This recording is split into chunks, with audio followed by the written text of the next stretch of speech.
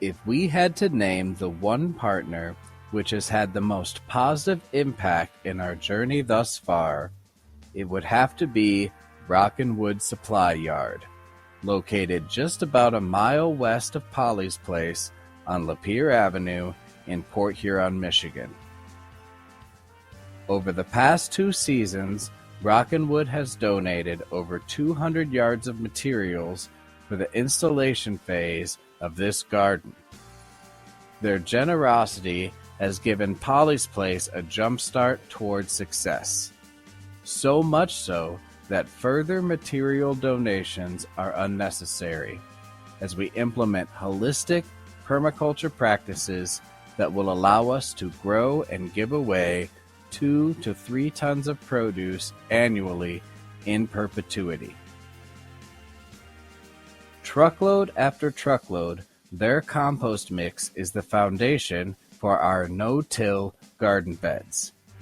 They have also donated 50 yards of wood chips for our walking paths.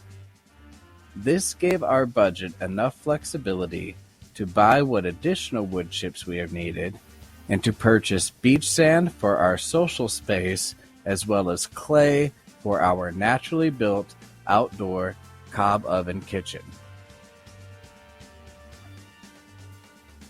If you have any gardening, landscaping, or bulk material projects coming up, we cannot recommend the services, personnel, and product provided by Rockin' Wood enough. Keeping in mind, every dollar you spend supporting their business helps them continue to extend support to worthy projects in this community. We have done our very best to make the most of their kindness. Our gratitude knows no bounds.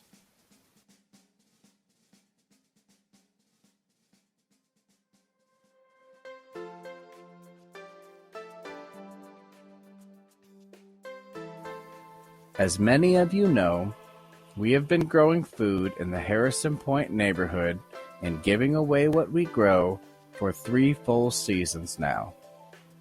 We started in 2020, the first summer of COVID.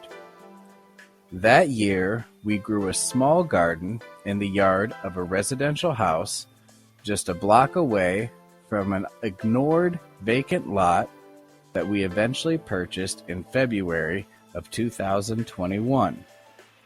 That formerly vacant lot is now known as Polly's Place. From the beginning of this project, our sights have been set on establishing an attractive, interesting, and permanent free food garden space.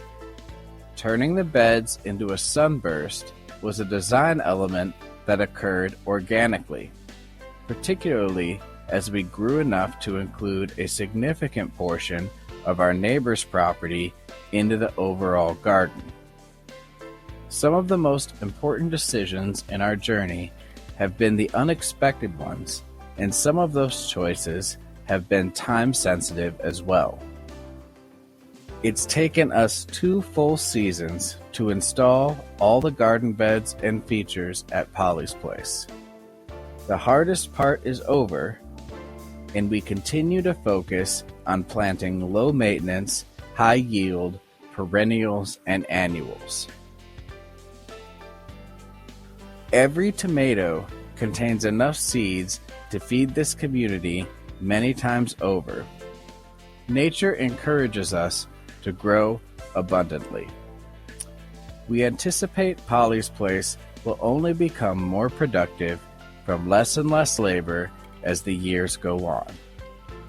Our goal is to feed our grandchildren's grandchildren from the work we put in today.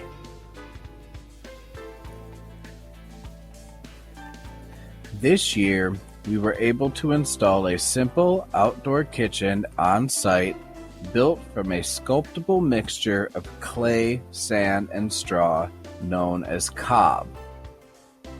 This kitchen allowed us to convert wood waste from local landscapers into fuel for community cookouts. When we invited the community to donate ingredients for these cookouts, we often ended up with more ingredients than we could cook that day. That overflow was then used as the foundation for each successive cookout.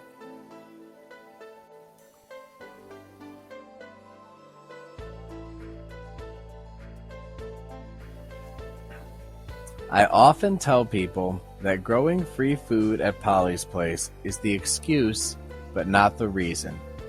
The friendships formed and the emotional connection the community begins to feel toward itself from events like these cookouts are why we do it. It takes a garden and a kitchen to create the opportunity for things like this to happen, and dozens of individuals and businesses collaborating to be certain that it does. With our oven, we were able to bake hundreds of little loaves of bread this summer for the cost of ingredients, a volunteer doing the baking, and some time. At one point, just for fun, we ran a marathon cookout from the oven and kitchen for over 30 hours straight. Next spring, we hope to open the season with a 168-hour, week-long cookout.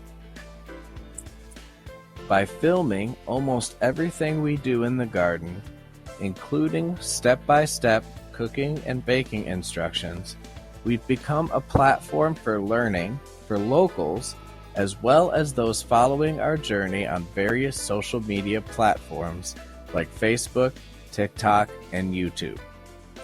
As we prepare for our fourth growing season, including launching our new nonprofit, the Harrison Point City Initiative, we do so with the hard-earned respect of our supporters, our ride-or-die family that just gets it.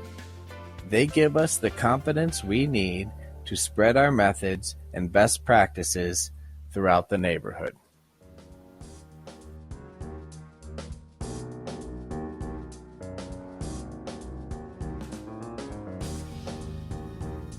One in 4 live in poverty in Port Huron.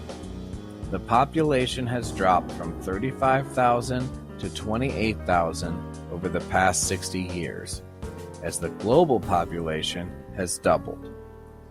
Many people here do not realize how much of a financial impact free produce could have on their lives, and we're dedicated to showing this community how easily they can lower the food costs for their family by 50% or more, while also increasing the health and well-being of those they most care about.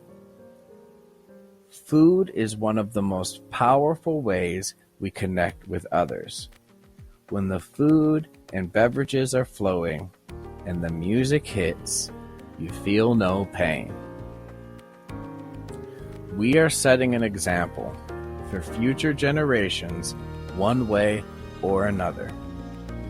It will be years before some of these kids will be able to appreciate what we've done here, and that ultimately we did it for them. Our time is heartbreakingly short in this life. As Robert Heinlein said, we don't even have time enough for love. As we pass the torch to each new, vibrant, challenging, purposeful generation, let's not forget what we do today will determine tomorrow's future. Now, we feed dozens, later, hundreds, until eventually, here in Port Huron, hunger becomes a part of our past forever.